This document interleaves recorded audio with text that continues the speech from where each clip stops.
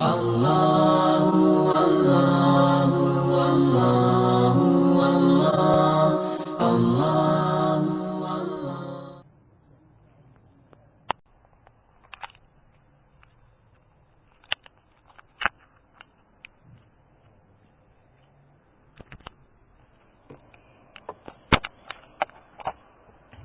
لله وكفى وسلام على عباده الذين اصطفى أما بعد أعوذ بالله من الشيطان الرجيم بسم الله الرحمن الرحيم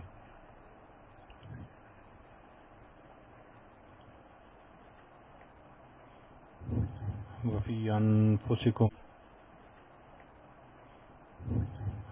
أنفسكم أفلا تبصرون سبحان ربك رب العزة عما يصفون وسلام على المرسلين والحمد لله رب العالمين اللهم صل على سيدنا محمد وعلى آل سيدنا محمد وبارك وسلم اللهم صل على سيدنا محمد وعلى آل سيدنا محمد وبارك وسلم اللهم صل على سيدنا محمد وعلى آل سيدنا محمد وبارك وسلم.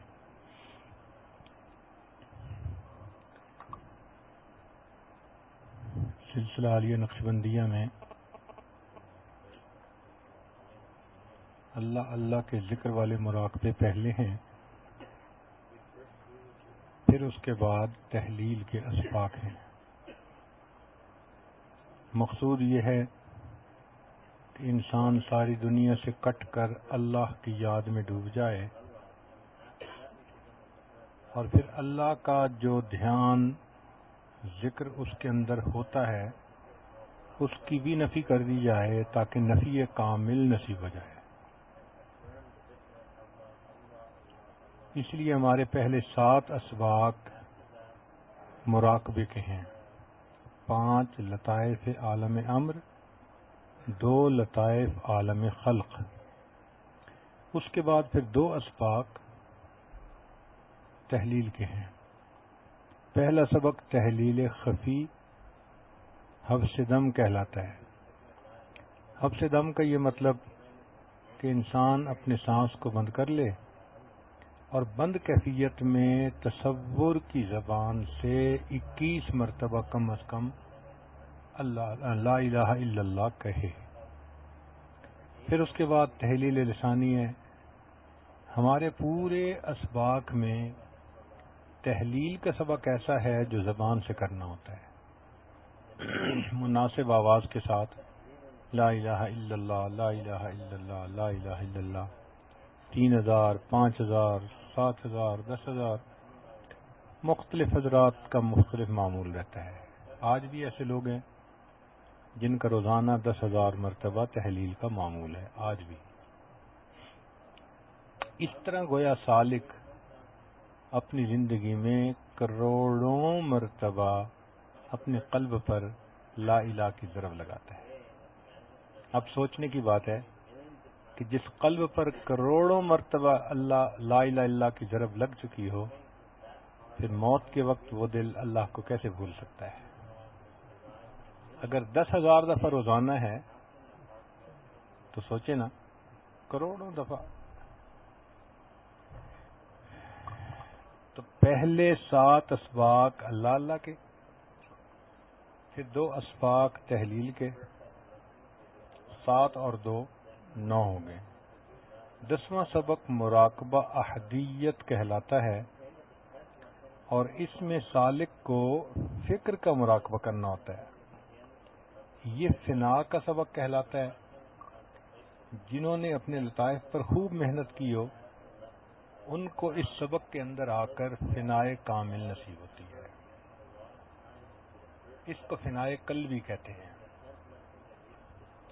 یہ فنائے قلبی وہ مقام ہے کہ جس پر سالک کے قلب میں ولایت کا نور متحقق ہوتا ہے، یعنی آ جاتا ہے، پھر آگے اس کو چمکانا ہوتا ہے۔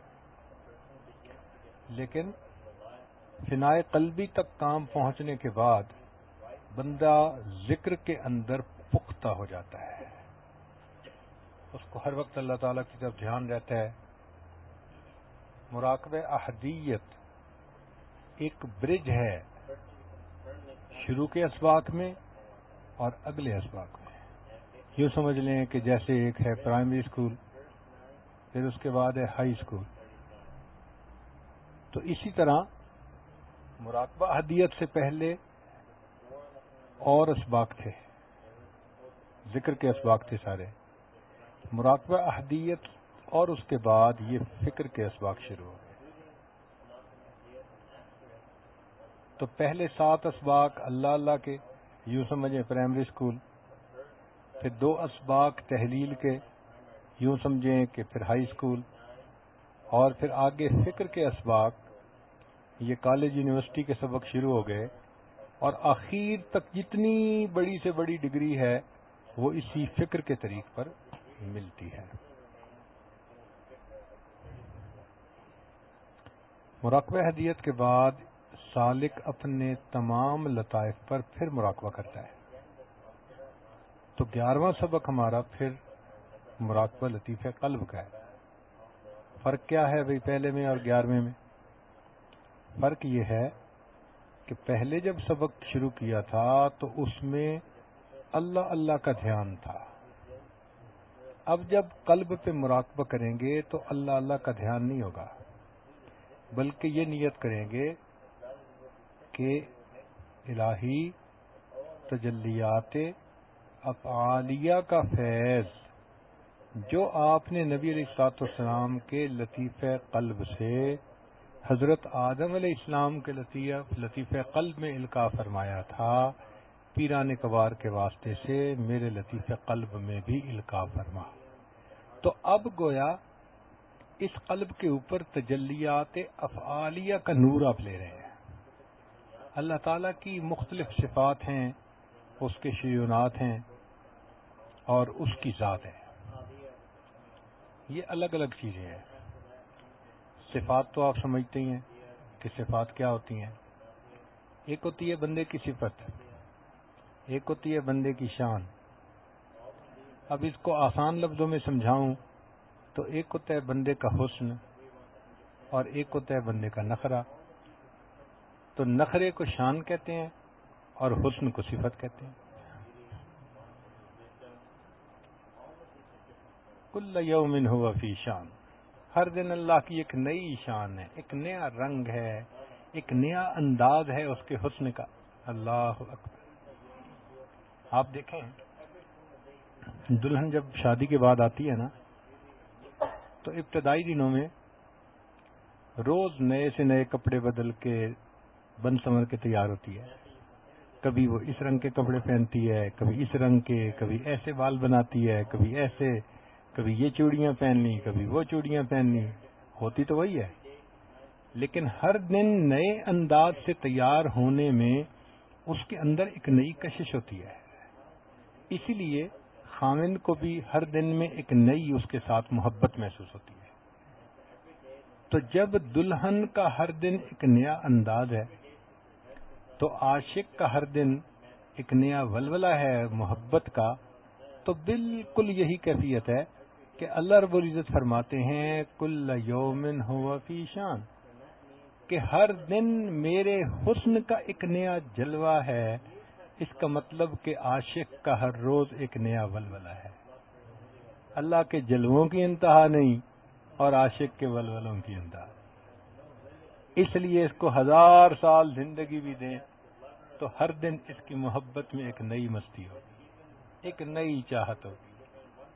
اللہ والے ان کو زندگی کے 50 سال ملے، 100 سال ملے، کوئی تھکا نظر نہیں آیا کبھی کہ جی میں تھک گیا ہوں۔ یہ عجیب بات ہے، کوئی آپ کو ایسا نہیں ملے گا بیمار ہو جائیں گے، مریض ہو جائیں گے، معذور ہو جائیں گے۔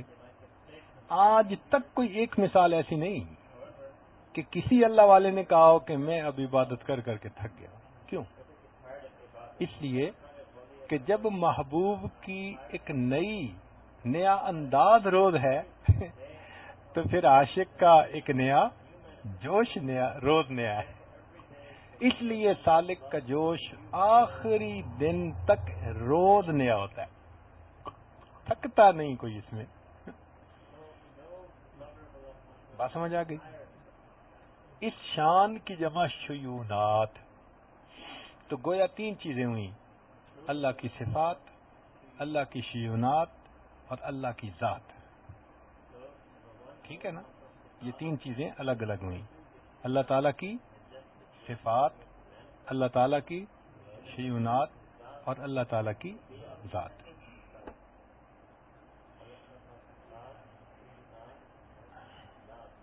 اور یہ جو ہم دوبارہ سبق شروع کرتے ہیں اس میں مختلف اسباق پر مختلف تجلیات وارد ہوتی ہیں. تو لطیف قلب جو ہے اس کے اوپر جو 11واں سبق ہے اس میں تجلیات افعالیہ کا ورود ہوتا ہے. کن کا ورود ہوتا ہے؟ کن کا؟ ہاں جی، کن کا ورود ہوتا ہے؟ تجلیات افعالیہ کا. تجلیات افعالیہ سے مراد کہ اللہ تعالیٰ فعال لما یرید. پوری کائنات میں فاعل حقیقی تو وہی ہے نا. فاعل حقیقی کون ہے؟ دیکھیں، بات کرنے کے تین انداز ہوتے ہیں. کبھی تو انسان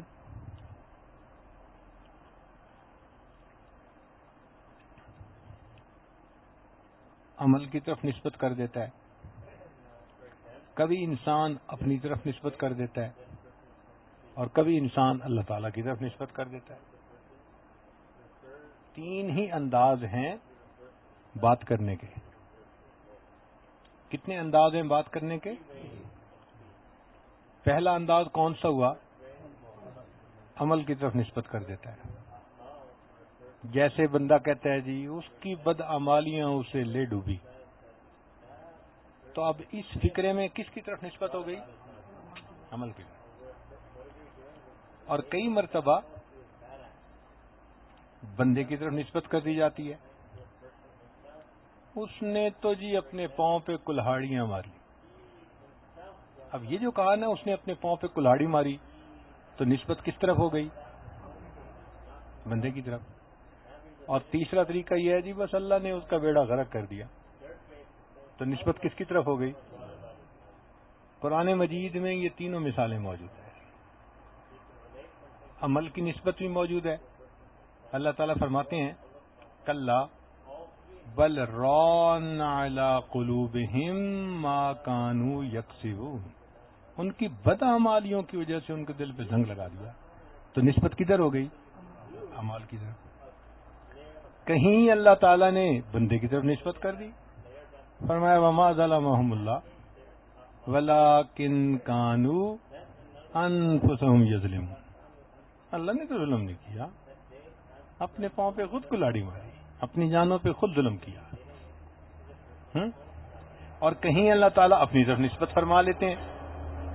چنانچہ فرماتے ہیں کذالک یطبع اللہ علی قلب کل متکبر جبار. اللہ کیا شاہانہ انداز ہے گفتگو کا. آیت کو پڑھتے ہیں نا تو دل کانپتا ہے کہ کس شہنشاہ کا یہ کلام ہے. اللہ. تو اب اللہ تعالیٰ اپنی طرف نسبت فرما رہے ہیں.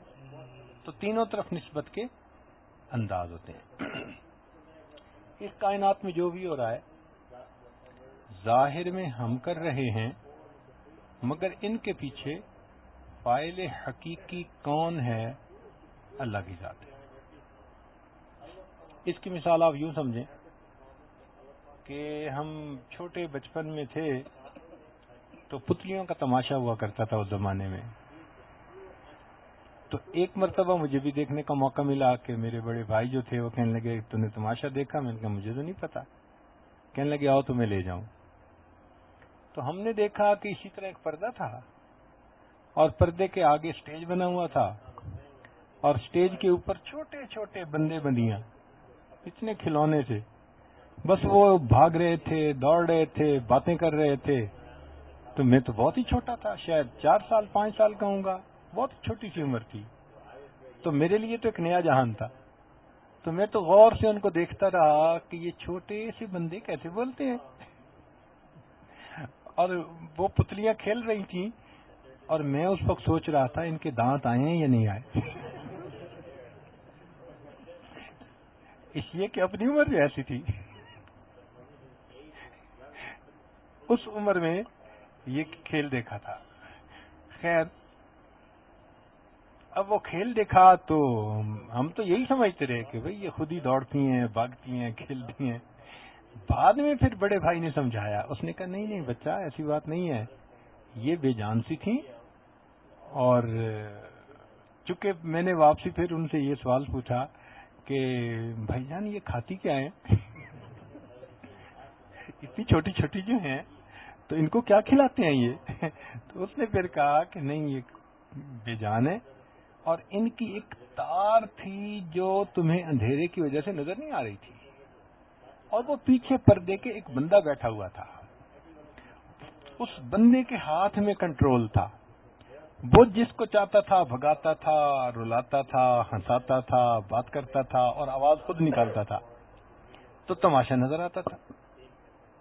تو ہمیں اس سے اندازہ ہوا کہ بھئی یہ کھیل تماشا تھا اس زمانے میں، چونکہ یہ سکرین کے تماشے اس زمانے میں نہیں ہوتے تھے الحمدللہ، تو اس وقت یہ کھیل ہوتے تھے. وہ کھیل ابھی بھی ذہن میں آتا ہے تو یوں محسوس ہوتا ہے کہ یہ دنیا میں جو بھی کچھ ہو رہا ہے ہماری حیثیت پتلیوں ہی کی مانند ہے، اور پیچھے فاعل حقیقی کون ہے؟ اللہ رب العزت کے ساتھ ہے. وہ فعال لما یرید ہے، جو چاہتے ہیں کرتے ہیں. یہاں تک بات سمجھ آ گئی؟ اب یہاں پر ایک سوال پیدا ہوتا ہے کہ اگر فاعل حقیقی اللہ تعالیٰ کی ذات ہے تو گناہ کرنے پہ بندے کی پکڑ کیسے، اور نیکی کرنے پہ جنت کیسے؟ کر تو اللہ رہے ہیں.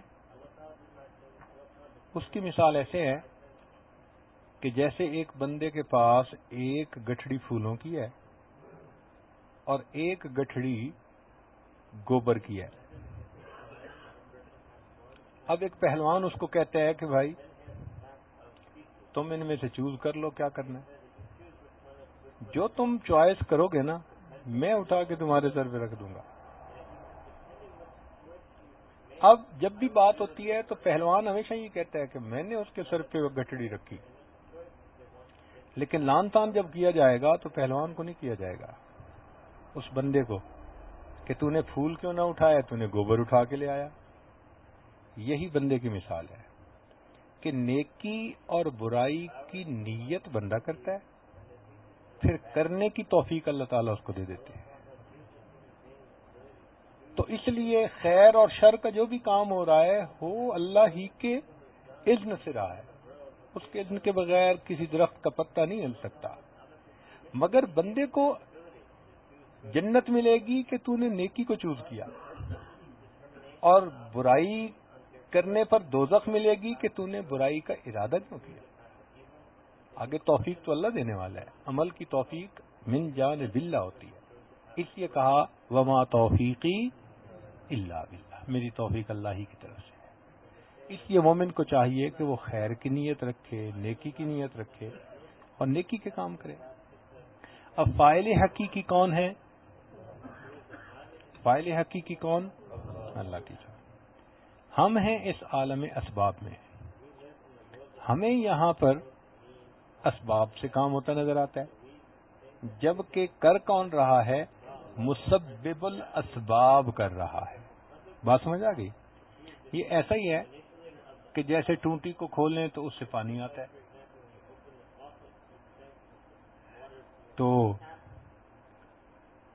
اب دیہاتی بندے نے پہلی دفعہ ٹونٹی دیکھی، پانی آنے لگا، تو اس کا جی چاہا کہ یہ میرے گھر میں بھی لگی ہوتی. اس کو کیا پتا کہ وہ ٹونٹی سے پانی نہیں آ رہا، اس کے پیچھے ایک پورا سسٹم ہے، پمپ لگا ہے، ایک ٹینکی بنی ہے، اس میں سے آ رہا ہے. وہ ایک مرتبہ آ رہے تھے، حج کی فلائٹ تھی، تو ایک بڑے میاں بھی ساتھ والی سیٹ پہ بیٹھے ہوئے تھے. تو جو بھی بات ہوتی وہ بٹن دباتے تھے تاکہ بار بار وہ ملازمہ جو ہے وہ آ جائے. تو وہ دباتے تھے تو آنٹی آ جاتی تھی، وہ دباتے تھے آنٹی آ جاتی تھی. تو بڑے میاں بڑے حیران ہوئے. تو اس نے آنٹی سے پوچھا یہ بٹن کیسا ہے؟ اس نے کہا بابا جی آپ جب بھی دبائیں گے میں آ جاؤں گی. بس کہنے لگے میں گھر میں بھی لگواؤں گا.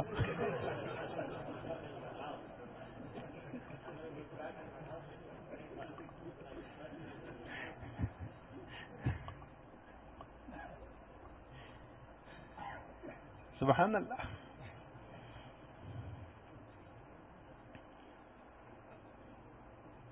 تو مطلب کہنے کا یہ ہے کہ ہمیں ٹوٹی سے پانی نظر آتا ہے، ٹوٹی سے نہیں آ رہا ہوتا. ٹوٹی کے پیچھے ایک مستقل نظام ہوتا ہے. اسی طرح اس دنیا میں ہمیں اسباب سے کام ہوتے نظر آتے ہیں. وہ اسباب سے نہیں ہو رہے ہوتے، ان کے پیچھے مسبب الاسباب ہوتے ہیں جو وہ کام کر رہے ہوتے ہیں. چنانچہ سیدنا موسیٰ علیہ السلام کے بارے میں آتا ہے کہ انہوں نے ایک مرتبہ کوہ طور پر تشریف لے گئے اور اللہ تعالیٰ سے دعا کی کہ یا اللہ طبیعت ٹھیک نہیں ہے، بیماری ہے اور ٹھیک نہیں ہو رہی. فرمایا کہ میرے پیارے محبوب، میرے کلیم، فلاں درخت کے پتے کھا لیں، استعمال کر لیں. چنانچہ انہوں نے وہ جڑی بوٹی استعمال کی، ٹھیک ہو گئے. کچھ عرصہ گزرا، پھر وہی تکلیف ہوئی. اب سیدنا موسیٰ علیہ السلام گئے اور وہی جڑی بوٹی پھر استعمال کی، ہربل میڈیسن. تو اب کوئی فرق نہیں پڑ رہا. پھر کوطور پر جانا ہوا، عرض کیا اللہ وہ میڈیسن تو استعمال کر رہا ہوں، کوئی فرق نہیں پڑ رہا. تو فرمایا کہ ہمارے کلیم، ان پتوں میں شفا نہیں تھی، ہم نے اس وقت ان پتوں میں شفا رکھ دی تھی. شفا دینے والے تو ہم ہیں، ہم جہاں چاہیں رکھ دیں. اور واقعی کئی مرتبہ انسان دودھ پی کے موٹا ہوتا ہے اور کئی مرتبہ دودھ پی کے مر رہا ہوتا ہے. فوڈ پوائزننگ ہو گئی، دودھ پیا تھا، فوڈ پوائزننگ ہو گئی، بندے کی موت آ گئی. وہی دودھ جب اللہ چاہتے ہیں تو صحت کے ملنے کا سبب ہوتا ہے، اور جب اللہ چاہتے ہیں وہی بندے کی موت آنے کا سبب ہوتا ہے. تو اس کا مطلب یہ ہے کہ یہ تو برتن ہوئے، برتن میں پانی ڈال دو یا برتن میں شربت ڈال دو، یہ تو ڈالنے والے پہ منحصر ہے نا. اسی طرح خیر ڈالنا، شر ڈالنا، نفع ڈالنا، نقصان ڈالنا، یہ کس کے اختیار میں ہے؟ اور یہ باقی سب اسباب ہیں. اللہ تعالیٰ چاہتے ہیں تو نفع کے نقشوں میں سے بندے کے لیے نقصان نکال دیتے ہیں، اور جب چاہتے ہیں تو نقصان کے نقشوں میں بندے کے لیے نفع نکال دیتے ہیں. یہ پکی بات. ہم نے اس کو ایک مرتبہ خود آزمایا. ہمارا اپنا ایگریکلچر کا کچھ کام ہے، کچھ سال پہلے کی بات ہے. تو اس میں سبزیاں وغیرہ لگتی ہیں. لوگ ہیں جو کرتے ہیں یہ کام، جیسے کسان لوگ کر رہے ہوتے ہیں. ہمارے جن لوگوں نے وہاں پر کیوکمبر لگایا تو ان کو کوئی 8 ایکڑ کیوکمبر لگانا تھا. اس میں سے 6 ایکڑ تو بالکل زمین تیار تھی، مگر 2 ایکڑ کے اوپر چاول لگے ہوئے تھے، رائس لگے ہوئے تھے. اور رائس میں نا پانی زمین میں کھڑا رکھنا پڑتا ہے. تو جب فصل کاٹی جاتی ہے تو زمین خشک نہیں ہوتی، اگلی فصل کاشت کرنے کے لیے انتظار کرنا پڑتا ہے. چنانچہ انہوں نے 6 ایکڑ میں تو وہ کیوکمبر لگا دیے اور 2 ایکڑ میں لگا ہی نہیں سکے. دعائیں مانگ رہے ہیں، اوپر سے موسم ٹھنڈا ہو گیا، پانی خشک نہیں ہو رہا. اور پانی بھی ماشاء اللہ چونکہ اس کے اوپر 4 6 انچ کھڑا رکھتے ہیں تو وہ کافی ہوتا ہے. تو اس کا اس پوزیشن میں آنا کہ جس میں نیا پودا ٹرانسپلانٹ کریں وہ مشکل. اور اگر پانی کے کیفیت میں اگر پودا ٹرانسپلانٹ کر دیں تو جو اس کی جڑیں ہوتی ہیں ان کی روٹ روٹننگ ہو جاتی ہے پانی کی وجہ سے اور پودے مر جاتے ہیں. اس کا مطلب ہے نقصان ہے. لو جی، کام کرنے والے بار بار میرے پاس آئے کہ جی ہم نے 8 ایکڑ لگانا تھا اور 6 ایکڑ لگایا اور 2 ایکڑ تو ہم لگا ہی نہیں پا رہے، لگتا ہے کہ ہم شاید سیزن 2 ایکڑ کا فائدہ نہیں لے سکیں گے. ہم نے کہا بھائی کوشش کرو. انہوں نے بڑی کوشش کی، یہ وہ. خیر کوئی 10-20 دن لیٹ ہو گئے. جب تھوڑی زمین ٹھیک ہوئی تو انہوں نے ہمت کر کے اس کے اندر پنیری ڈال دی، سیڈلنگ جو تھی وہ ٹرانسپلانٹ کر دی۔ اب سیڈلنگ ٹرانسپلانٹ تو کر دی، وہ جیسے کی تھی وہ ویسی کی ویسی۔ اب سب پریشان ہیں، ماہرین کو بلا رہے ہیں، ان سے ڈسکس کر رہے ہیں، خود کتابیں پڑھ رہے ہیں، سمجھ کچھ نہیں آتا۔ جو 6 ایکڑ تھے وہ ایسے گرو کر رہے تھے پودے کہ جیسے ان کو کوئی نشہ ہوتا ہے۔ ان کے پھول آنے شروع ہو گئے، ان کے پھل آنے شروع ہو گئے۔ اس کو دیکھ کے حیران ہوتا تھا بندہ کہ اللہ نے کیسی بہترین فصل دی۔ اور 2 ایکڑ کے پودے بونسائی نظر آتے تھے، جیسے ہیں ویسے ہی کھڑے ہیں۔ یا اللہ کیا کریں، اب نہ اس کو پانی دے سکیں کہ پہلے سے پانی بہت ہے، اور جب پانی نہیں دے سکتے تو کھاد بھی نہیں دے سکتے کہ بڑھیں۔ عاجز آ گئے۔ میں نے اپنے دوستوں کو کہا کہ بھئی آپ لوگ کیوں اس کی وجہ سے پریشان ہیں؟ اللہ کا چھوڑ دو، اللہ نے ہمیں اگر نصیب میں یہاں سے کچھ لکھا ہے تو موقع آ جائے گا، دے دیں گے۔ ٹیک اٹ ایزی، پریشان ہونے کی ضرورت نہیں ہے۔ بندہ پریشان وہاں ہو جہاں اپنے اختیار میں سستی کرے، وہاں پریشان ہونے کی بات ہے۔ جہاں اختیار ہی نہیں چلتا وہ کیا پریشانی ہے؟ خیر بچے ریلیکس ہو گئے۔ ہم نے ذہن ہی بنا لیا کہ بھئی ہم نے 8 ایکڑ کی بجائے 6 ایکڑ لگائے۔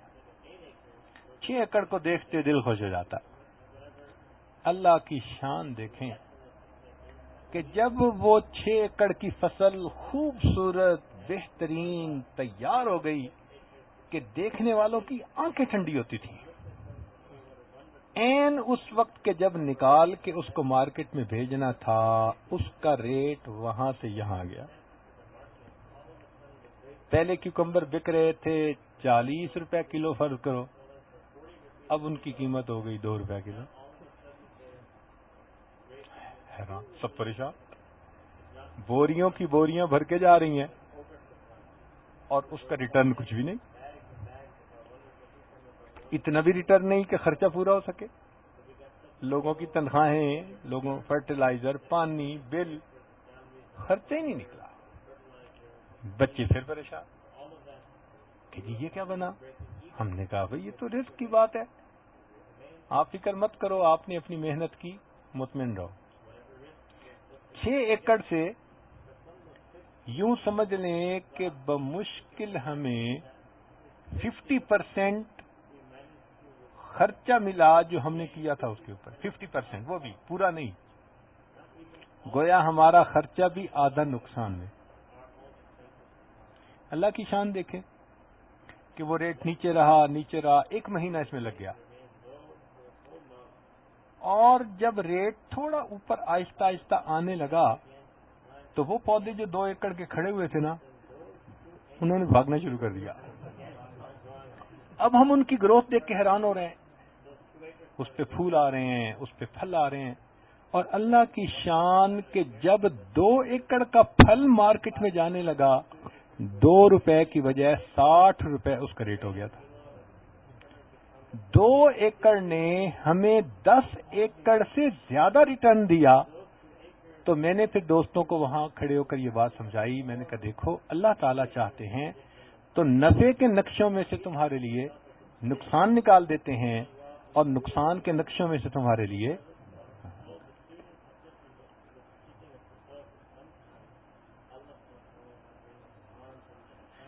تو یہ بات سمجھ میں آ گئی کہ اللہ تعالیٰ چاہتے ہیں تو نفع کے نقشوں میں سے انسان کے لیے اور نقصان کے نقشوں میں سے انسان کے لیے، تو نفع اور نقصان کس کے اختیار میں ہوا؟ اللہ۔ چنانچہ حضرت موسیٰ علیہ السلام کو اللہ تعالیٰ نے جو فرمایا تھا نا وَمَا تِلْكَ بِيَمِينِكَ يَا موسیٰ، تو پوچھنے کا مقصد تھا۔ اللہ تعالیٰ کو تو معلوم ہے کہ یہ کیا ہے، وہ تو خالق ہیں اس چیز کے، ہر چیز کو جانتے ہیں وہ، مگر پوچھا، کیوں پوچھا؟ ان سے کہلوانا مقصد تھا۔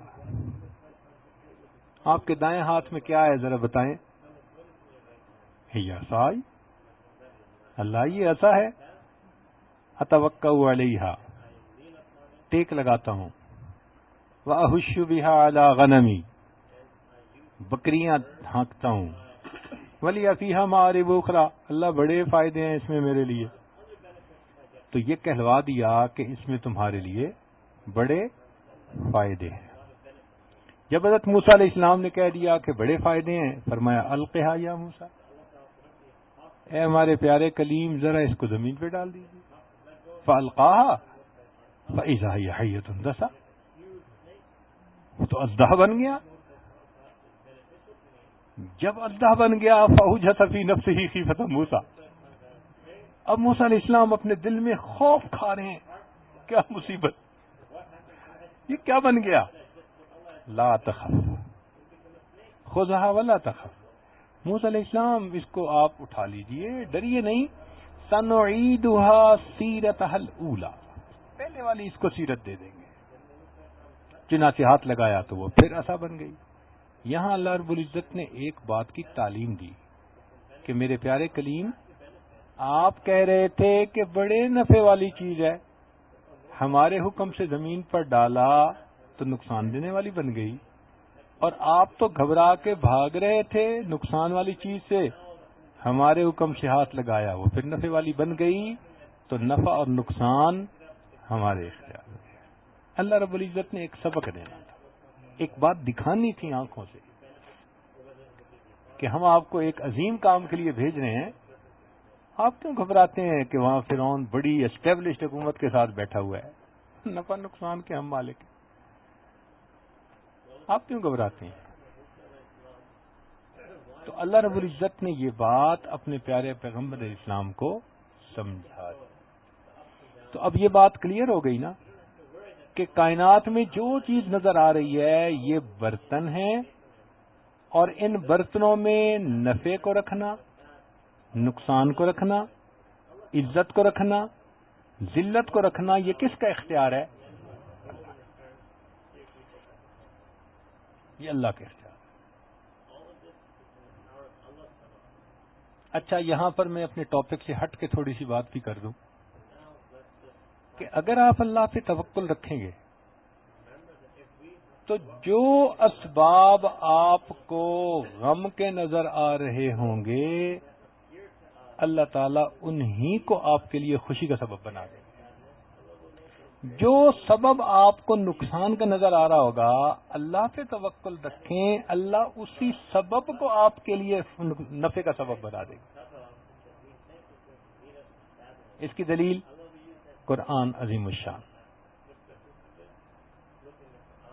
سیدنا موسیٰ علیہ السلام کی والدہ اپنے بیٹے کو دریا میں ڈالتی ہیں،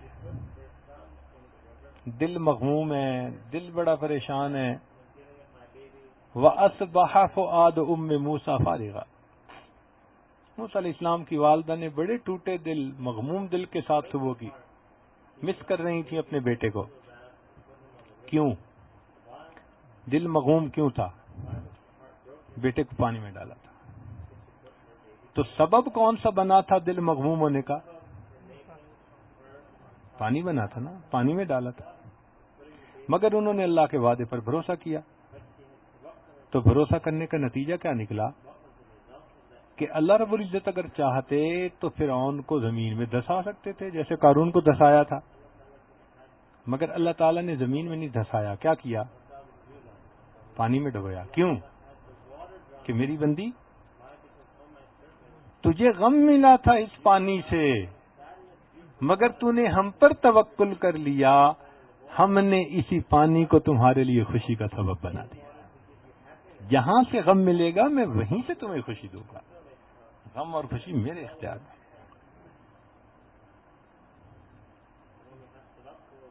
حضرت یعقوب علیہ الصلوۃ والسلام یوسف علیہ الصلوۃ والسلام کی جدائی سے بڑے مغموم ہیں. یا اسف علی یوسف، بہت مغموم ہے. اتنے مغموم، اتنا روئے، وَابْيَضَّتْ عَيْنَاهُ مِنَ الْحُزْنِ فَهُوَ قَضِيمٌ، آنکھیں سفید، بینائی چلی گئی. تو سیدنا یعقوب علیہ السلام کی بنائی جانے کا سبب کیا بنا تھا؟ سبب بنا تھا کہ بھائیوں نے یوسف علیہ السلام کا کرتا لا کر دکھا دیا تھا. وَجَاءُوا أَبَاهُمْ عِشَاءً يَبْكُونَ. تو کیا دکھایا تھا؟ جھوٹ موٹ کا خون لگا کے کہ یہ دیکھ لیجئے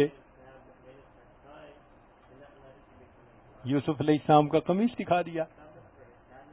أَكَلَهُ الذِّئْبُ. تو کس چیز کو دیکھ کر یعقوب علیہ السلام کو غم ملا تھا؟ کرتے کو دیکھ کے. اور اتنا غم ہوا کہ پھر آنکھیں سفید ہو گئیں، بینائی چلی گئی. اب جب یہ سارا واقعہ مکمل ہو گیا، بھائیوں نے معافی مانگ لی اور بتا دیا جی کہ والد تو آپ کی یاد میں رو رو کے نابینا ہو چکے، تو حضرت یوسف علیہ السلام کہہ سکتے تھے میں دعا کرتا ہوں، مگر انہوں نے یہ نہیں کہا. انہوں نے کہا اذهبوا بقمیصی. کیا لے کے جاؤ؟ کرتا لے کے جاؤ. کیوں کرتا بھجوایا؟ اس لیے کہ اللہ رب العزت چاہتے تھے اے میرے پیارے یعقوب علیہ السلام، جس چیز سے آپ کو غم ملا فصبر جمیل، آپ نے جب صبر جمیل کر لیا میں اسی چیز سے آپ کو شفا عطا فرماؤں گا. کرتا ہی آئے گا، پھیریں گے آپ کی بینائی واپس آ جائے گی. تو یہ دستور سمجھ لیں، شریعت کے اوپر پکے ہو جائیں. جو سبب آپ کو ذلت کا نظر آ رہا ہے اللہ اسی سبب سے عزت عطا فرمائیں گے. جو سبب آپ کو اپنے غم کا نظر آ رہا ہے اللہ اسی سبب سے آپ کو خوشی عطا فرمائیں گے. غم، خوشی، نفع، نقصان یہ کس کے اختیار میں؟ اللہ کے. تو یہ بات سمجھ میں آ گئی، اچھی طرح کلیئر ہو گئی نا؟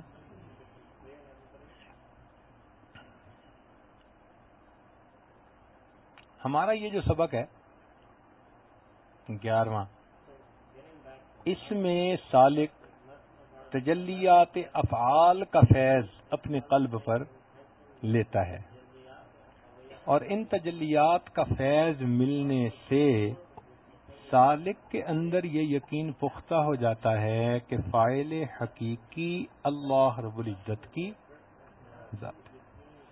اس کو کوئی دوسرا فاعل نظر ہی نہیں آتا.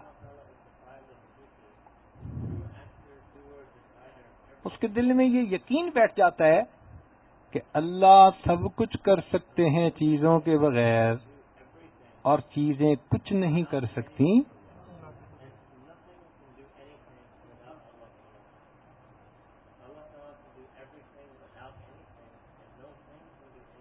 چنانچہ اس سبق کے اوپر سالک کو وہ کیفیت مل جاتی ہے جس کا ہم دعوت و تبلیغ کے اندر بولتے ہیں، جو ان کی منتہا کیفیت ہے نا جی، کہ یہ ایمان بناؤ کہ اللہ سب کچھ کر سکتے ہیں چیزوں کے بغیر، چیزیں کچھ نہیں کر سکتی اللہ کے بغیر، نفع کے نقشوں میں سے اللہ نقصان نکال سکتے ہیں، نقصان کے نقشوں میں سے اللہ. یہ جو بڑا بول ہے نا ایمان کے کمال کا، اس ذکر کے راستے میں وہ انسان کو لطیفہ قلب کے سبق پر مل سکتا ہے. جب پہلے سبق پر یہ کیفیت ہے قیاس کن ز گلستان من بہار مراد. آپ یہ سوچیں کہ انتہائی سبق کے اوپر انسان کے ایمان اور یقین کی کیا کیفیت ہوتی ہے.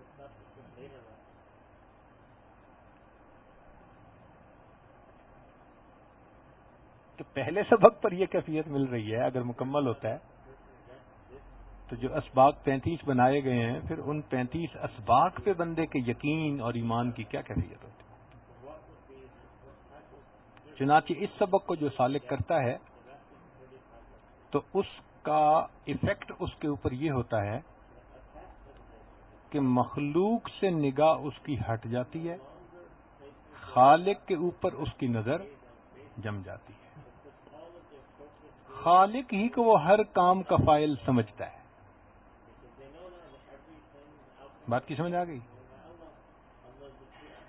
کیوں جی؟ اس بات کی سمجھ آ گئی؟ اب یہاں پر ایک سوال پیدا ہوتا ہے کہ ایک بندہ لطیف قلب کے موقع پر واپس آ رہا تھا سیر من اللہ کے ساتھ اور عالم امر میں رک گیا، تو اس کی بھی تو توجہ اللہ کی طرف ہوتی ہے، حالانکہ وہ پہلے سبق پہ تھا. اور یہ 11ویں سبق والے کو بھی آپ کہہ رہے ہیں جی کہ اس کی توجہ اللہ کی طرف ہوتی ہے، تو فرق کیا ہوا؟ بات سمجھ میں آ رہی ہے؟ سوال ہے نا کہ پہلے سبق پہ بھی اس کو عروج ہوا تھا، پھر نزول میں وہ اٹک گیا رستے میں، تو عالم امر میں رہ گیا، تو اب توجہ اللہ کی طرف اسباب ہے ہی نہیں. اور 11ویں سبق میں بھی آپ آ کے وہی کہانی سنا رہے ہیں کہ جی اللہ کی طرف نظر اٹھ جاتی ہے اور جم جاتی ہے اور مخلوق سے نظر ہٹ جاتی ہے، تو فرق کیا ہوا؟ فرق یہ ہے کہ یہ جو بندہ ہے جو 11واں سبق کر رہا ہے، یہ عالم اسباب میں آ چکا، اس کی ظاہر کی زندگی اسباب کے مطابق ہوگی، باطن کی نظر اللہ کے اوپر ہوگی. جبکہ وہ پہلا جو بندہ تھا اس کا ظاہر اور اس کا باطن دونوں مغلوب الحال بندے والے ہوں گے، سب مخلوق سے ہٹا کٹا ہوا ہوگا. یہ دونوں میں فرق ہے. تو اس سبق میں سالک کی توجہ اللہ کی طرف. یہ بات سمجھ میں آ گئی؟ جب بندہ ہر کام کے پیچھے سمجھتا ہے کہ اللہ نے کیا، تو اب اس پر کچھ بندے پر اثرات مرتب ہوتے ہیں. توجہ فرمائیں ذرا، بندے پر کیا مرتب ہوتے ہیں؟ اثرات مرتب ہوتے ہیں. اثرات کیا مرتب ہوتے ہیں؟ کہ مخلوق سے امیدیں بندے کی ختم ہو جاتی ہیں، اور ساری امیدوں کا منتہا مرکز کون بن جاتا ہے؟ مخلوق پہ امید ہی نہیں رہتی. وہ سمجھتا ہے کرنا تو سب اسی ذات نے ہے، لہذا نظر کس پر ہوتی ہے؟ اللہ. دوسری بات یہ کہ مخلوق سے گلہ ختم ہو جاتا ہے. مخلوق سے کیا ختم ہو جاتا ہے؟ بھائی اگر کوئی بندہ گالیاں دے رہا ہے تو وہ یہ نہیں سمجھتا کہ یہ گالیاں دے رہا ہے، وہ کہتا ہے یہ دلوا رہا ہے.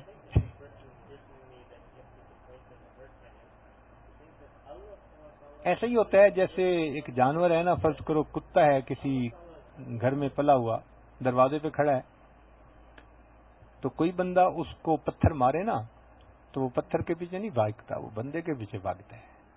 اس جانور کو بھی پتہ ہے کہ یہ پتھر تو بے جان چیز ہے جو اس نے پھینکا ہے، اصل تو یہ ہے نا، تو وہ اس کے پیچھے بھاگتا ہے. بالکل یہی حال سالک کا ہوتا ہے کہ کوئی بندہ آ کر اس کو ذلیل کرے، بے عزت کرے، تو وہ اس بندے سے خفا نہیں ہوتا، وہ سمجھتا ہے یہ تو پتھر ہے، اصل میں تو پھینکنے والا ہے، بھیجنے والا ہے، بھیج کے مجھے ذلیل کروایا گیا ہے، اللہ نے کروایا ہے. اس کی نظر کس پر جاتی ہے؟ تو مخلوق سے اس کو کوئی شکایت ہی نہیں رہتی. اور اگر اس کی کوئی آ کر تعریفیں کرتا ہے تو وہ پھولتا نہیں. کیوں نہیں پھولتا؟ کیوں نہیں پھولتا؟ یہ نہیں تعریف کر رہا اللہ تعالیٰ اس کی زبان سے.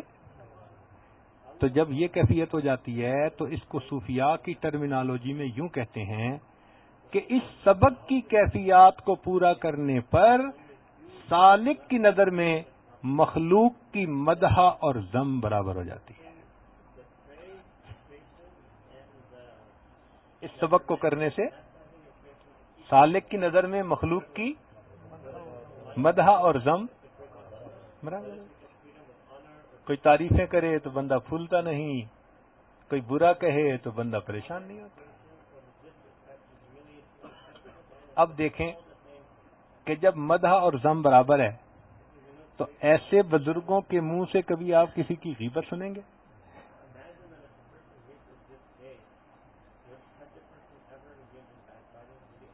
جب ان کے ذہن میں ہی نہیں ہے کہ اس نے یہ کیا تو وہ کیوں اس کی غیبت کریں گے؟ اس لیے اس سبق کی ایک بڑی خوبی یہ ہے کہ ایک تو بندوں سے شکوے ختم ہو جاتے ہیں، بندوں سے امیدیں ختم ہو جاتی ہیں، بندوں کی مدح اور ذم برابر ہو جاتی ہے، اور دوسرا بندے کی زبان پہ مخلوق کی غیبت کبھی نہیں آتی، جو مرضی کوئی کرتا ہے۔ ہمارے مشائخ کو آپ نے دیکھا کیا کیا لوگ کر دیتے ہیں ان کے ساتھ، ظلم، زیادتیاں، برائیاں، کبھی تذکرہ ہی نہیں زبان پہ آتا۔ کیوں نہیں آتا؟ وہ نہیں سمجھ رہے ہوتے کہ اس نے کیا، وہ سمجھ رہے ہوتے ہیں اس نے کروایا ہے۔ تو محبوب چاہتا ہے نا بھائی، تو محبوب چاہتا ہے، تو محبوب اگر ایسا چاہتا ہے تو ٹھیک۔ چنانچہ ایک بزرگ تھے، ان کے بیٹے کی شادی تھی، تو برات تیار ہے اور یہ اپنے گھر میں کوئی چیز تلاش کرتے پھر رہے ہیں۔ تو بیوی نے کہا کیا تلاش کر رہے ہو، باہر برات تیار کھڑی ہے۔ کہنے لگے اللہ نے مجھے الہام کیا ہے اور میں اپنے بیٹے کے لیے کفن ڈھونڈ رہا ہوں۔ کیا بات کر رہے ہیں؟ ہاں ابھی الہام ہوا ہے کہ بچے کے کفن کو تیار کرو، تو میں اس کا کفن ڈھونڈ رہا ہوں۔ ان کا کیوں؟ کہ ابھی مجھے الہام ہوا ہے۔ ابھی میاں بیوی بات کر رہے تھے کہ باہر سے ایک لڑکا بھاگا ہوا آیا کہ جی دلہا گھوڑے پہ چڑھنے لگا تھا، پاؤں پھسلا، گردن کے بل گرا، موت آ گئی۔ اللہ کی رضا پہ ایسے بندہ راضی ہو جاتا ہے کہ گھر کے اندر بچے کی برات کی خوشیاں منائی جا رہی ہیں اور ان خوشیوں کے عالم میں یہ بچے کا کفن ڈھونڈتے ہوئے اللہ کی رضا پہ اتنے راضی۔ تو اس سبق کی ایک خوبی یہ بھی ہے کہ بندہ پھر جب ہر چیز کو اللہ کی طرف سے سمجھتا ہے تو پھر اللہ کی رضا میں راضی ہو جاتا ہے۔ لہذا خوشی کے عالم میں اس کو پریشانی نہیں ہوتی اور غم کے عالم میں اس کو پریشانی نہیں ہوتی۔ نہ خوشی اس کو شریعت سے باہر کر دیتی ہے، نہ غم اس کو شریعت سے باہر کر دیتی ہے۔ واہ میرے مولا، کیسا ایمان ملتا ہے سالک کو۔ چنانچہ ایسا بندہ شیطان بدبخت کے ہتھ کنڈوں سے بھی محفوظ۔ چنانچہ امام ربانی مجدد ثانی رحمۃ اللہ علیہ اپنے مکتوبات میں لکھتے ہیں، فرماتے ہیں کہ ایک بزرگ تھے، انہیں شیطان نظر آیا۔ یہ بدبخت بڑا ہی دبلا پتلا سمارٹ ہوا تھا اور بڑے جال کندھے پہ اٹھائے ہوئے اور جا رہا تھا۔ بندے نے پوچھا کہ بھئی کیا مسئلہ ہے، پتلے بھی بڑے ہو اور جال بھی بڑے لیے جا رہے ہو؟ اس نے کہا کچھ لوگ ایسے ہیں کہ اتنے جال بھی میرے اوپر کام نہیں کرتے، وہ میرے اختیار میں نہیں آتے، داؤ کوئی نہیں چلتا، میں ان کے غم میں بس گھل گھل کے کمزور ہو گیا۔ کون ہے وہ؟ کہتے دیکھنے آؤ دکھاتا ہوں۔ کہاں؟ وہ ساتھ ہی ایک گھر تھا اور اس میں ایک بزرگ تھے جو کھڈی پہ کپڑا بنتے تھے۔ کھڈی کے اوپر کیا بناتے تھے؟ مشین پہ کپڑا بنا۔ اب جو کپڑے بناتے ہیں نا ان کے لمبے لمبے دھاگے ہوتے ہیں اور دھاگے سے کپڑا بنتا ہے پھر۔ تو وہ بیٹھے ہوئے بس اپنا کپڑا بنا رہے ہیں، کھڈی چلا رہے ہیں۔ اب یہ شیطان جو تھا گدھے کی حالت میں آیا اور دوڑتا بھاگتا ہوا جو گیا اور لات مار کے ان کے سارے دھاگے توڑ دیے۔ جب اس نے دھاگے توڑ دیے تو وہ بزرگ اٹھے اور آئے اور بسم اللہ پڑھتے اور دھاگا جوڑ دیتے، بسم اللہ پڑھتے دھاگا جوڑ دیتے، بسم اللہ پڑھتے دھاگا جوڑ دیتے۔ نہ گدھے پہ غصہ، نہ گدھے کو مارا، نہ گدھے کے پیچھے بھاگے، سارے دھاگے توڑ کے آ کے پھر کھڈی بننی شروع کر دی۔ تھوڑی دیر کے بعد یہ پھر گیا اور بھاگتا بھاگتا اس نے جا کے پھر سارے توڑ دیے۔ وہ پھر اٹھے اور اٹھ کے پھر بسم اللہ پڑھ کے وہ دھاگا جوڑ دیتے، دھاگا جوڑ دیتے۔ نہ گدھے کو گالی نکالی، نہ گدھے کے پیچھے بھاگے، نہ گدھے کے مالک کو پوچھا، نہ کوئی بہت پریشان ہونے کا اظہار کیا، پھر اپنا کام شروع کر دیا۔ شیطان نے کہا کہ دیکھو یہ وہ لوگ ہیں کہ میں ان کو اشتعال دلانا چاہتا ہوں یہ اشتعال میں نہیں آتے، کوئی بات زبان سے نکالتے ہی نہیں ہے. یہ ہیں جن کے اوپر میرا کوئی داؤ نہیں چلتا. یہ واقعہ لکھنے کے بعد امام ربانی مجدد ثانی رحمۃ اللہ علیہ آگے فرماتے ہیں کہ میرا گمان یہ ہے کہ ان بزرگوں کو فنائے قلبی حاصل ہو چکی تھی، یعنی پہلا سبق حاصل ہو چکا تھا، اور چونکہ وہ فاعل حقیقی اللہ کی ذات کو سمجھتے تھے تو گدھا اگر توڑ جاتا تھا تو وہ یہ سمجھتے تھے گدھے نے نہیں توڑا، انہوں نے توڑوا دیے. اچھا توڑوا دیے ہیں تو میں گانٹھ لگا دیتا ہوں. پھر گدھے نے آ کے توڑ دیا، اچھا پھر توڑوا دیے ہیں محبوب نے، میں پھر گانٹھ لگا دیتا ہوں. غصے میں ہی نہیں آتے. یہ ایمان ہمارے بزرگوں کو حاصل تھا. اسی لیے کوئی آ کے ان کو کہتا تھا آپ کافر ہیں، آپ حرامزادے ہیں، ان کو غصہ نہیں آتا تھا. اب بات سمجھ میں آئی کہ کیوں نہیں آتا تھا؟ پہلے ہمیں انہونی سی چیز نظر آتی ہے کہ یہ کیا پلاسٹک کے بنے ہوئے تھے کہ متاثر ہی نہیں ہوتے تھے. اب بات سمجھ میں آ گئی نا کہ بھئی کیوں ان کو غصہ نہیں آتا تھا، کہ وہ رکے کو پڑھ کے یہ سوچتے تھے بھیج دیا ہے اس محبوب نے کسی کو جو ہمیں یہ سنا رہا ہے، ٹھیک ہے سن لیتے ہیں. یہی ہیں جن کے سونے کو فضیلت ہے عبادت پر، انہی کے اتقاء پر ناز کرتی ہے مسلمانی. اگر جلوت میں بیٹھے ہوں تو خلوت کے مزے آئیں، جو آئیں اپنی جلوت میں تو ساکت ہو سخندان. یہ ایمان اس سبق پر مل جاتا ہے. آپ سوچئے یہ بھی پہلا قدم ہے اس سلوک کا. تو جس سلوک کا پہلا قدم یہ ہے اس سلوک کا پھر آخری قدم کیا ہوگا؟ اس لیے ہمیں چاہیے کہ ہم طالب بن کر اس ایمان کو حاصل کرنے کی نیت سے کہ اللہ ہمیں بھی ایمان کی کوئی لذت مل جائے اور ہم بھی اس ایمان کے ساتھ آپ کی عبادت کر سکیں. آپ مہربانی فرما کر ہمیں یہ اپنی نعمتیں عطا فرما دیجیے تاکہ بندگی کا کچھ ہم بھی مزہ پا لیں، ورنہ تو جیسے آئے ہیں ویسے ہی واپس چلے جائیں گے. دنیا میں آنا آسان، صحیح معنوں میں انسان بن جانا بڑا مشکل کام. جو بنتا ہے یا بناتا ہے وہ پتہ پاتا ہے. تو یہ تجلیات افعالیہ کا سبق کرنے کے بعد اللہ رب العزت اپنے بندے کو یہ یقین، یہ ایمان، یہ توکل، یہ ہر چیز ہی عطا فرما دیتے ہیں. اور اگلے اسباق کی کیفیات اس سے الگ ہیں چونکہ تجلیات الگ ہیں. تو اب سوچئے کہ ہر سبق کی اگر تجلیات کا وہ سبق پورا ہوتا جائے تو بندے کو کیا کیا کچھ مل سکتا ہے.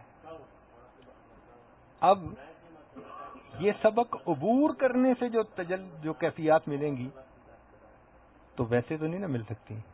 تو جو برکت کے لیے بیعت ہو جاتے ہیں، یہ برکت کے لیے پرچہ لکھ کے دے دیتے ہیں، تو پھر وہ نام کی تو آگے نسبت چل پڑی لیکن نعمت تو کوئی نہیں نا اندر. اس لیے ہمارے سلوک میں سالک کو یہ عبور کرواتے ہیں. ہم نے کبھی نہیں اپنے مشائخ میں کسی سے سنا کہ بھائی 10-12 سال سے رابطہ بھی کوئی نہیں اور خط کے ذریعے کسی کو کہہ دیا کہ جی ہاں آپ اس سلسلے کو آگے شروع کر دیں. ہے ہی نہیں، تصور ہی نہیں. جو آتا ہے آئے، محنت کرے، کھپائے، بیٹھے، جب تک عبور نہیں کرے گا ان مقامات کو. اس لیے اب شیخ کی صحبت میں رہنا کتنا ضروری. اور اب بات سمجھ میں آتی ہے کہ جس شیخ کی صحبت میں رہ کر یہ ایمان بندے کو مل سکتا ہے اس شیخ کی صحبت میں رہنا کتنا ضروری. اور پھر اس کا احسان کتنا ہوتا ہے کہ جو اس ایمان کے ملنے کا بندے کو سبب بنتا ہے.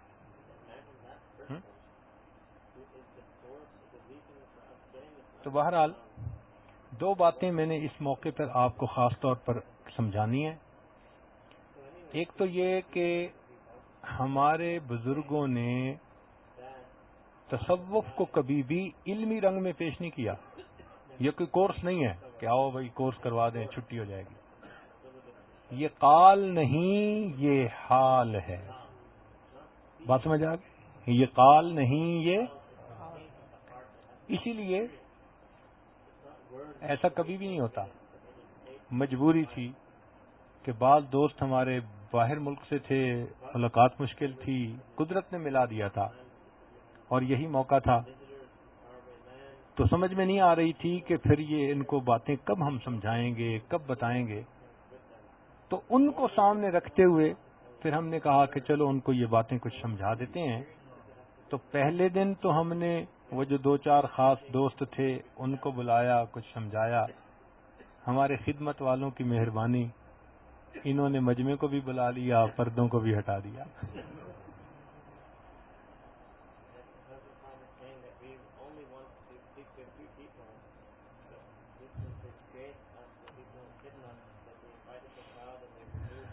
چلیں جو اللہ کو منظور. تو بہرحال چند ابتدائی باتیں اس حاجت نے آپ کے سامنے بریف کی، مگر ایک لیول تک ہی بندہ کر سکتا ہے، اس سے آگے نہیں کر سکتے، کیونکہ جن کو لطائف کا ہی ابھی نہیں پتا وہ آگے تجلیات کے اسباق کو کیا سمجھ پائیں گے. تو جتنا کچھ بتا دیا اس کو آپ اچھی طرح کنسیپٹ کو کلیئر کر لیں. اتنا کم از کم اندازہ آپ کو ہو جائے گا کہ یہ کرنے والا کام ہے اور اس کے کرنے سے انسان کو کیا نعمت ملتی ہے اور پھر زندگی انسان کی کیسے ہو جاتی ہے. یہ سودا آپ کو کسی اور دکان سے نہیں ملے گا، یہ انہی خانقاہوں سے ملے گا. یہ خانقاہوں میں بکتا ہے، انہی دکانوں سے ملتا ہے. اس کی مارکیٹ دوسری کوئی نہیں ہے، نہ مدارس سے ملے گا نہ کہیں اور سے ملے گا. اسی سودے کو لینے کے لیے حضرت مولانا قاسم نانوتوی رحمۃ اللہ علیہ، حضرت مولانا رشید احمد گنگوئی رحمۃ اللہ علیہ، انہوں نے بخاری شریف بھی پڑھ لی، سیاستہ بھی پڑھ لیا، اتنا علم حاصل کر لیا، لیکن اس سودے کو لینے کے لیے پھر انہیں حاجی صاحب کے پاس آنا پڑا. اس لیے آئے تھے. مسئلے پوچھنے ہوتے تو حاجی صاحب ان سے پوچھتے. اس کو لینے کی بات تھی، اس لیے وہ حاجی صاحب کے پاس آئے کہ حضرت آپ ہمیں یہ چیز دکھا دیجئے، سمجھا دیجئے. بہرحال اب آپ کو کم از کم یہ بات ضرور کلیئر ہو گئی ہوگی کہ جو بار بار کہتے ہیں کہ بھئی اپنے معمولات کریں تو مراقبے میں بیٹھنا کتنا ضروری ہے. اور ہمیں آگے سے جواب ملتا ہے جی میں 2 منٹ کرتا ہوں اور 5 منٹ کرتا ہوں. تو کیا 2 منٹ اور 5 منٹ پہ یہ ایمان مل جائے گا؟ محنت کرنی پڑتی ہے. اس لیے گھنٹوں مراقبہ کریں، ڈٹ کے مراقبہ کریں، جتنا وقت ملتا ہے اتنا وقت مراقبہ کریں. یہ کیفیت ہو کہ دل ڈھونڈتا ہے پھر وہی فرصت کے رات دن، بیٹھے رہیں تصور جانا کیے. ایسی کیفیت ہو بندے کی. جب اس طرح جم کے مراقبے کریں گے نا پھر یہ باطن کی نعمتیں آپ کو حاصل ہوں گی، پھر اس کی اہمیت کا پتہ بھی چلے گا. بہرحال دعا ہے اللہ رب العزت ہمیں یہ حال بھی عطا فرما دے تاکہ ہم ان کیفیات کے ساتھ زندگی گزاریں اور اپنے مالک کو خوش کر سکیں، اس کی رضا کو پا سکیں. اور ایک بات دوسری یہ کہنی تھی کہ کہیں کہیں بات کے دوران سمجھانے کے لیے یہ عاجز تذکرہ بھی کرتا رہا کہ ہمارے سلوک میں ایسا ہے اور دوسرے سلوک میں ایسا ہے. مگر آپ یہ ذہن میں رکھنا کہ تمام جتنے بھی مشائخ ہیں مختلف سلوک کے وہ کاملین ہیں. ہر سلسلے میں کاملین موجود ہیں. تو کبھی بھی تقابل نہ کرنا، یہ کبھی بھی غلطی نہ کرنا کہ جی ہمارے بزرگ بڑے ہیں اور نہیں. آپ کو کیا پتا کس سلسلے کے کون سے بزرگ اللہ کے کتنے مقرب گزرے ہیں. یہ تمام سلاسل ہی مقربان بارگاہ الہی کا ہے. تو اس لیے کبھی بھی الفاظ ایسے نہ کہہ دینا کہ جی یہاں جو ہے وہاں نہیں، وہاں یہ نہیں. کیا معلوم آپ کو کہ وہاں رہتے ہوئے ان بزرگوں کو کیا کیا اللہ نے نعمتیں عطا فرمائی، اپنا کیا قرب عطا فرما دیا، کیسے بڑے بڑے مشائخ، پہاڑ جیسی شخصیتیں ان کے اندر موجود ہیں. بات کس میں آ گئی نا. تو کبھی بھی مشائخ کے بارے میں ایسی بات نہ کہیں. کیوں؟ ہمیشہ یہ سوچیں میں بہت چھوٹا ہوں، میری زبان کو زیب ہی نہیں دیتا کہ میں بزرگوں کے بارے میں کمنٹ کروں. وہ اللہ کے مقبول بندے تھے. دیکھیں نا ایک پرائمری اسکول کا اسٹوڈنٹ ہو، اور وہ پی ایچ ڈاکٹرز کی بیٹھ کے باتیں کر رہا ہو کہ یہ اچھے ڈاکٹر ہیں اور یہ اچھے ڈاکٹر ہیں، تو ان کو بندہ کیا کہے گا؟ کیا پدی اور کیا پدی کا شوربہ، یہی کہے گا نا. تو ہماری مثال ایسی ہے کہ کچی پکی کے اسٹوڈنٹ ہیں اور ہم ان پی ایچ ڈگریز کے بیٹھے بات کر رہے ہوتے ہیں مشائخ کے بارے میں. کبھی تمام مشائخ سے محبت رکھیں، سارے مشائخ جو گزرے وہ کاملین ہیں اور وہ ہمارے ہی مشائخ ہیں، دوسرے نہیں ہیں، ہمارے ہی ہیں، ہمارے ہی بڑے ہیں. کیوں میں کہہ رہا ہوں ہمارے ہی بڑے ہیں؟ اس لیے کہ سلسلہ عالیہ نقشبندیہ اس میں تمام سلاسل کے مشائخ کے فیوزات شامل ہیں. امام ربانی مجدد ثانی رحمۃ اللہ علیہ نے یہ بات خود لکھی ہے. چنانچہ فرماتے ہیں کہ ایک مرتبہ فجر کے بعد میں اپنی مسجد میں بیٹھا ہوا تھا، ایک بزرگ آئے جن کا نام تھا شاہ کمال کیتھلی رحمۃ اللہ علیہ، کیتھل کے رہنے والے تھے. انہوں نے آ کے مجھے ایک جبہ دیا اور کہا کہ یہ جبہ پہن لیجئے.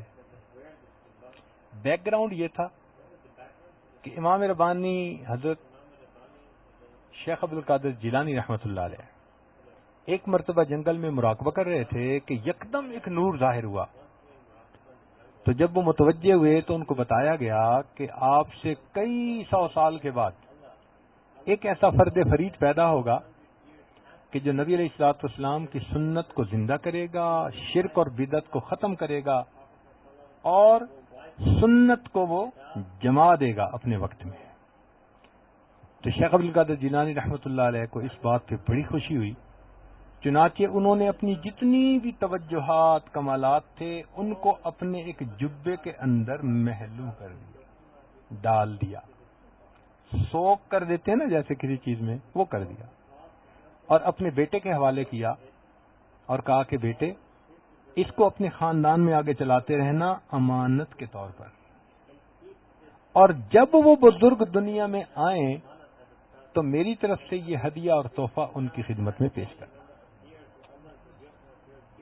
چنانچہ امام ربانی مجدد ثانی رحمۃ اللہ علیہ کے دور میں جو قادریہ سلسلہ کے صاحب نسبت بزرگ تھے نا، اس لائن میں جو لڑی میں آ رہے تھے، وہ شاہ کمال کیتھلی رحمۃ اللہ علیہ. چنانچہ ان کو شیخ عبد القادر جیلانی رحمۃ اللہ کی خواب میں زیارت ہوئی. انہوں نے کہا بھئی جو امانت بھیجی تھی نا ہم نے، تو جن کے لیے بھیجی تھی وہ آ گئے ہیں، آپ ان کے حوالے کر دیں. انہوں نے اپنے دل میں سوچا کہ یہ ایک نعمت چلی آ رہی ہے، اگر کچھ عرصہ ہمارے ہی اولاد میں رہے تو کیا اچھا. تو چند دن اسی سوچ میں گزر گئے. تو دوسری مرتبہ بحالت غضبانی، غصے کی حالت میں خواب میں زیارت ہوئی. تو انہوں نے فرمایا کہ اگر تم اپنی نسبت کی سلامتی چاہتے ہو تو امانت کو ان تؤد الامانات الی اہلہا. جب ان کو یہ خواب آیا تو وہ اٹھے اور سفر کر کے سرہند پہنچے. فجر کی نماز کے بعد کا وقت تھا تو انہوں نے اس وقت یہ جبہ حضرت کے سپرد کیا. حضرت نے اس جبے کو زیب تن کیا. فرماتے ہیں کہ نقشبندیہ نسبت اور قادریہ نسبت کے درمیان آپس میں ایک دوسرے کے ساتھ غلبہ ہوا تو تھوڑی دیر کے لیے قادریہ نسبت غالب آئی. اب عالم ارواح میں قادریہ سلسلہ کے بزرگوں کی ارواح اور چشتیہ سلسلہ کے بزرگوں کی ارواح، ان کا ایک دوسرے کے ساتھ مکالمہ ہوا. نقشبندیہ سلسلہ کے بزرگ فرماتے تھے کہ یہ سلوک سیکھا ہے باقی باللہ رحمۃ اللہ علیہ سے. ہمارے سلسلہ کے یہ بزرگ ہیں. شیخ عبد القادر جیلانی رحمۃ اللہ علیہ نے فرمایا کہ میں نے سینکڑوں سال پہلے نسبت ان کی طرف بھجوائی تھی، آج وہ نسبت پہنچی تو میرا حق فائق ہے کہ یہ قادریہ سلسلہ کے بزرگ کہلائیں. ابھی یہ مکالمہ ہو رہا تھا کہ چشتیہ سلسلہ کی ارواح جو تھیں ان کا بھی وہاں ورود ہوا. تو چشتیہ سلسلہ کے بزرگوں نے یہ دلیل دی کہ ان کے والد جو تھے وہ چشتیہ سلسلہ کے تھے، اور ایک مرتبہ چشتیہ سلسلہ کے ایک بزرگ ان کو ملنے کے لیے آئے تھے، تو اس وقت یہ بچے تھے، تو والد نے برکت کے حصول کے لیے اپنے بچے کو ان بزرگوں کی گود میں دیا تھا، تو ان بزرگوں نے ان کے لیے دعا بھی کی تھی، اور فرط محبت میں انہوں نے اپنی زبان ان کے منہ میں ڈال دی تھی۔ تو اس بچے نے جب زبان کو چوسا تھا تو چشتیہ سلسلہ کی نسبت کا فیض ان کے قلب میں منتقل ہو گیا تھا، اتنا کہ انہوں نے یوں کہا کہ بھائی کچھ تو ہماری اولاد کے لیے رہنے دو، کچھ تو ہماری اولاد کے لیے رہنے دو۔ تو انہوں نے کہا کہ بچپن سے چشتیہ نسبت منتقل ہو گئی تھی، تو یہ تو چشتیہ سلسلہ کے بزرگ ہونے چاہیے۔ اسی طرح سہروردیہ سلسلہ، تو چاروں سلاسل کے بزرگوں کی جو ارواح تھیں متمنی تھیں کہ یہ ہمارے سلسلے کے بزرگ کہلائیں، دلائل دیتے تھے۔ چنانچہ معاملہ نبی علیہ الصلوۃ والسلام کی خدمت میں پیش ہوا اور سب نے اپنے اپنے دلائل دیے، تو نبی علیہ الصلوۃ والسلام نے ارشاد فرمایا سب بزرگوں کو کہ آپ سارے اپنے اپنے سلسلے کی جو نسبت ہے پہلے ان میں القاء کریں، پھر میں فیصلہ کرتا ہوں۔ چنانچہ قادریہ سلسلہ، چشتیہ سلسلہ، سہروردیہ سلسلہ اور نقشبندیہ سلسلہ، سارے بزرگوں نے اپنے فیوزات القاء کیے۔ اس کے بعد نبی علیہ السلام نے فرمایا کہ چونکہ نقشبندیہ سلسلہ میں اتباع سنت کا اہتمام زیادہ ہے اور یہ نسبت دعوت و تبلیغ کے زیادہ مناسب ہے، اس لیے یہ ظاہر میں نقشبندیہ سلسلہ میں کام کریں گے، مگر جتنا کام ان سے پھیلے گا ثواب کے امیدوار چاروں سلاسل کے بزرگ ہوں گے۔ چنانچہ یہ نقشبندیہ نسبت اب جو کہلاتی ہے، اب سمجھ میں بات آئی کہ امام ربانی مجدد ثانوی نے کئی دن سے ہمارے ایک دوست بحث کر رہے تھے کہ جی نقشبند بخاری رحمۃ اللہ علیہ کے ہاں 16 اسباق تھے تو 35 کیسے ہو گئے؟ 35 ایسے ہوئے کہ اللہ رب العزت نے اس نسبت کو کامل کر دیا، تمام بزرگوں کے کمالات کا جامع بنا دیا، یہ شان جامع بن گئی، یوں سمجھ لیں۔ اب اس کی وجہ سے پھر امام ربانی مجدد ثانوی رحمۃ اللہ نے پھر اسباق کو کھولا اور 35 تک بنا دیا۔ چنانچہ یہ مجدد الف ثانی یعنی 1000 سال جو تھے، اس میں جو فیض بھی امت میں ملے گا، جس کے قلب میں جائے گا، وہ نبی علیہ السلام کے قلب سے ہوتا ہوا امام ربانی کے قلب سے اس بندے کے قلب میں جائے گا۔ اس لیے اس سلسلے کے کام کا ثواب صرف نقشبندیہ سلسلہ کے بزرگوں کو نہیں ملتا، بلکہ چاروں سلاسل کے بزرگوں کو ملتا ہے۔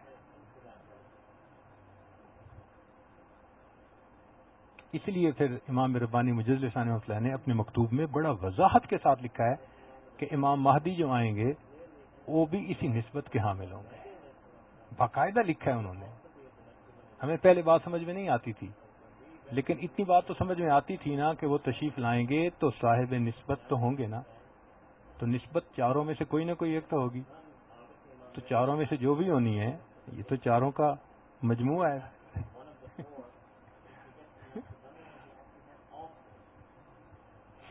تو اس لیے جو بندہ کسی کے اعتراض کر رہا ہے وہ اپنے پہ اعتراض کر رہا ہے۔ بات کی سمجھ آ گئی نا؟ یہاں یہ نہیں ہے کہ یہ سلسلہ اور وہ سلسلہ، نہیں، یہ تو سب سلسلوں کا فیض ہے۔ یہاں ہمیں بھی اگر کچھ ملا ہے تو اس میں تمام سلسلے کے بزرگوں کا حصہ موجود ہے، تو ہم کیوں الفاظ یہ کہیں؟ ہم الفاظ نہیں کہہ سکتے۔ تو بات کی سمجھ آ گئی نا؟ کبھی مشائخ کا تقابل نہ کرنا، کبھی سلسلے کے اسباق کا اور اس کا تقابل نہ کرنا، سمجھانے کے لیے، چونکہ تھوڑے وقت میں مجھے سمجھانا تھا تو اس لیے مجھے کچھ آسان کر کے سمجھانے کے لیے بعض جگہ ایسی باتیں کہنی پڑیں، مگر وہ سمجھانے کی نیت سے تھیں۔ تو آپ ایک تو اس کو قال مت سمجھنا، یہ حال ہے۔ ہم نے جو یہ بات اس طرح سے بیٹھ کے کی، یہ مجبوری میں کی، یہ عذر تھا ہمارا میں امید کرتا ہوں کہ اللہ تعالیٰ اس عذر کو قبول فرمائیں گے. اور دوسری بات یہ کہ مشائخ کے بارے میں ہمیشہ ادب اور احترام سے گفتگو کریں، اور کبھی بھی ایک سلسلے کو دوسرے پہ فضیلت دینے والا کام نہ کریں. ہم کچی پکی کے اسٹوڈنٹ ہیں، ہمیں پی ایچ ڈی ڈاکٹروں کی باتیں کرنے کا ذیل بھی نہیں دیتا، ہماری اوقات ہی نہیں ہے اتنی. تو یہ چند باتیں ذرا آپ کو بتا دیں، اور اس کو ادھر ادھر نیریٹ کرنے کی ضرورت ہی نہیں ہے کہ وہاں یہ ہوا اور یہ نہیں ہوا. کیا ضرورت ہے کہنے کی؟ بس اتنا کافی ہے کہ اللہ تعالیٰ نے ہمیں چند وہ باتیں جو پہلے نہیں سمجھ تھیں، اب اللہ تعالیٰ نے ان کی سمجھ عطا فرما دی. بات سمجھ آ گئی نا جی؟ اللہ تعالیٰ خیر فرمائے اور ہمیں یہ نعمتیں باقاعدہ ظاہر میں نصیب بھی فرما دے. تھوڑی دیر مراقبہ کر لیجیے.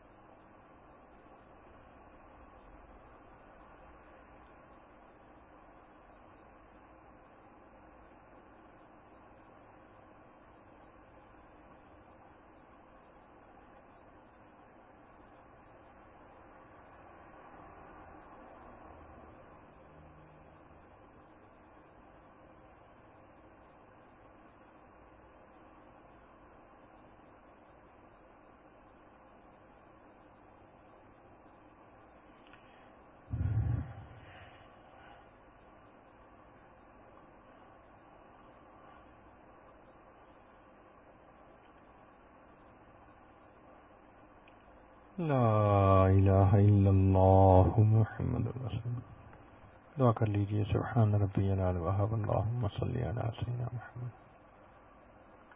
ربنا ظلمنا انفسنا وان لم تغفر لنا اللهم حبب لنا الايمان وزينه في قلوبنا وكره الينا